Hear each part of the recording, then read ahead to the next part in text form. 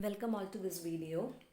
In this video, we are going to discuss about the second decision making statement in C, that is if else. അതായത് ഒന്നാമത്തത് if ആയിരുന്നു, നമ്മളത് previous വീഡിയോയിൽ discuss ചെയ്തു. The second one is if else. അതായത് ഇതിൽ നമ്മൾ ചെയ്യുന്നതെന്ന് വെച്ച് കഴിഞ്ഞാൽ ഒരു condition, again we R checking A condition.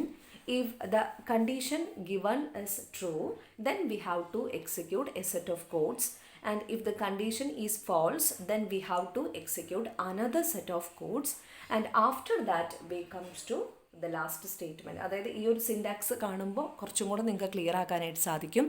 അതായത് ഏത് കണ്ടീഷനാണോ ചെക്ക് ചെയ്യേണ്ടത് ആ കണ്ടീഷൻ നമ്മളിവിടെ കൊടുക്കുക. If the given condition is true, then the program flow will enter into this block. അതാണ് ട്രൂ ബ്ലോക്ക് എന്ന് എഴുതിയിരിക്കുന്നത്. ഇതിനകത്ത് കൊടുത്തിരിക്കുന്ന സ്റ്റേറ്റ്മെൻറ്റ്സ് എല്ലാം തന്നെ എക്സിക്യൂട്ട് ചെയ്യും. അതിനുശേഷം സ്റ്റേറ്റ്മെൻറ്റ് എക്സ് എന്ന് പറയുന്നത് എക്സിക്യൂട്ട് ചെയ്യും. ഇനി ഇവിടെ കൊടുത്തിരിക്കുന്ന കണ്ടീഷൻ ഫോൾസ് ആണെന്നുണ്ടെങ്കിലോ നേരിട്ട് ഇത് if this condition is true then execute these set of codes. Else അതായത് ഇവിടെ കൊടുത്തിരിക്കുന്ന കണ്ടീഷൻ ഫോൾസ് ആവുകയാണ്, അതല്ല ഈ കണ്ടീഷൻ ട്രൂ അല്ല എന്നുണ്ടെങ്കിൽ എന്ത് ചെയ്യുക? The program flow will enter into this block. False ബ്ലോക്കിലേക്ക് പ്രോഗ്രാം ഫ്ലോ എൻ്റർ ചെയ്യും. ഇതിനകത്ത് കൊടുത്തിരിക്കുന്ന സ്റ്റേറ്റ്മെൻറ്റ്സ് ആയിരിക്കും എക്സിക്യൂട്ട് ചെയ്യുക.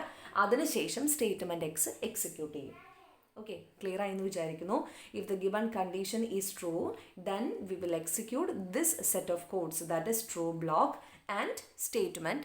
Then after the completion of true block, the program flow will enter into statement X. ഇനി if the given condition is false, അതാണ് else എന്ന് പറയുന്ന കീവേഡ് കൊണ്ട് ഉദ്ദേശിക്കുന്നത്.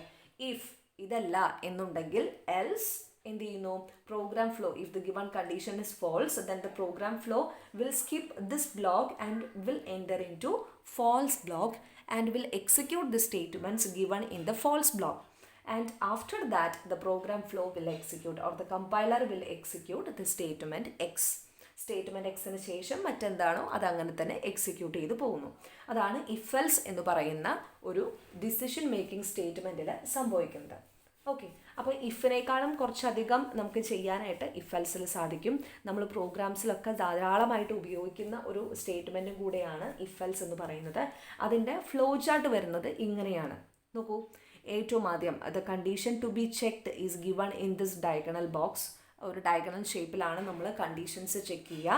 If this condition is true, then execute the statements in true block, and if the condition is false, then execute the statements given in false block, and then statement x will be executed. ഇനി അതല്ല true ആണെന്നുണ്ടെങ്കിലോ true ബ്ലോക്കിന് ശേഷം statement X execute ചെയ്യുന്നു. അതിനുശേഷം അതിന് താഴെ എന്താണ് കൊടുത്തിരിക്കുന്നത് അത് എക്സിക്യൂട്ട് ചെയ്ത് പോകും. അപ്പോൾ ഇവിടെ നിന്ന് ഒരു കാര്യം നമുക്ക് മനസ്സിലാക്കാനായിട്ട് സാധിക്കും. കണ്ടീഷൻ ട്രൂ ആണെങ്കിലും ഫോൾസ് ആണെന്നുണ്ടെങ്കിലും സ്റ്റേറ്റ്മെൻറ്റ് എക്സ് എന്തായാലും എക്സിക്യൂട്ട് ചെയ്യും, അല്ലേ? അപ്പോൾ കണ്ടീഷൻ ഒന്നെങ്കിൽ കണ്ടീഷനെ ബേസ് ചെയ്ത് ഏതെങ്കിലും ഒരെണ്ണം മാത്രമേ എക്സിക്യൂട്ട് ചെയ്യുള്ളൂ, ഒന്നെങ്കിൽ ട്രൂ ബ്ലോക്ക് അല്ലെങ്കിൽ ഫോൾസ് ബ്ലോക്ക്. ഓക്കെ, ഇതാണ് ഇഫ് എൽസ് എന്ന് പറയുന്ന സ്റ്റേറ്റ്മെൻറ്റിൻ്റെ പ്രത്യേകതയായിട്ട് നമുക്ക് പറയാനുള്ളത്. Either true block or false block will be executed. രണ്ടും എക്സിക്യൂട്ട് ചെയ്യുന്നില്ല. ഇനി നമുക്കൊരു എക്സാമ്പിൾ നോക്കാം. നമ്മൾ സാധാരണ യൂസ് ചെയ്യുന്നത് ഇഫ് എൽസ് ഒക്കെയാണ് നമ്മൾ യൂസ് ചെയ്യുക. നോക്കാം. ഇഫ് കോഡ് ഈക്വൽ ടു 1, ഞാൻ ചെക്ക് ചെയ്യുന്ന കണ്ടീഷൻ കോഡ് എന്ന് പറയുന്ന വേരിയബിളിൻ്റെ വാല്യൂ ആണ്. If the variable or the value of code is equal to 1, ഞാൻ അവിടെ എന്താണ് ചെയ്യുക? boy equal to boy plus 1, else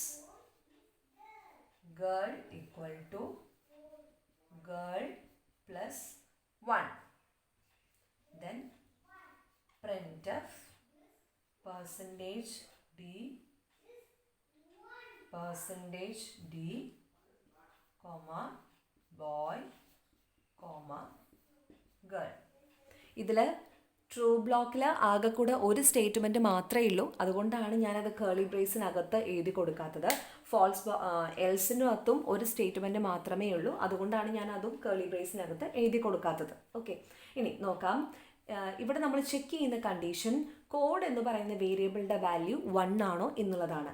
if code equal to 1 true ആണെന്നുണ്ടെങ്കിൽ എന്ത് ചെയ്യുന്നു? ബോയ് എന്ന് പറയുന്ന വേരിയബിളിലത്തെ വാല്യൂ 1 ഇൻക്രിമെൻറ്റ് ചെയ്യുന്നു. അതിനുശേഷം എന്താ പ്രിൻ്റ് ചെയ്യിപ്പിക്കുക?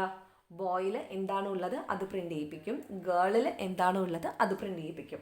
ഇനി കോഡ് ഈക്വൽ ടു 1 എന്ന് പറയുന്നത് കണ്ടീഷൻ ഫാൾസ് ആവുകയാണ്, അതായത് കോഡിൻ്റെ വാല്യൂ 1 എന്ന് പറയുന്നതല്ല. അങ്ങനെയാണെങ്കിൽ എന്ത് സംഭവിക്കും? എൽസ് അല്ലേ, ഗേൾ എന്ന് പറയുന്നതിൻ്റെ വാല്യൂ 1 ഇൻക്രിമെൻറ്റ് ചെയ്യും. അതിനുശേഷം ബോയിലും ഗേളിലും എന്താണോ ഉള്ളത് അത് പ്രിൻ്റ് ചെയ്യിപ്പിക്കും. ക്ലിയർ ആയെന്ന് മനസ്സിലാവുന്നു തോന്നുന്നുണ്ട്. അതായത് എളുപ്പമാണ് ഇഫും എൽസും. If the condition given here is true then execute this set of states codes and jump this block, അതായത് ഫോൾസ് ബ്ലോക്ക് ജമ്പ് ചെയ്യുക, അതിനുശേഷം കൊടുത്തിരിക്കുന്ന സ്റ്റേറ്റ്മെൻറ്റ് എക്സിക്യൂട്ട് ചെയ്യുക.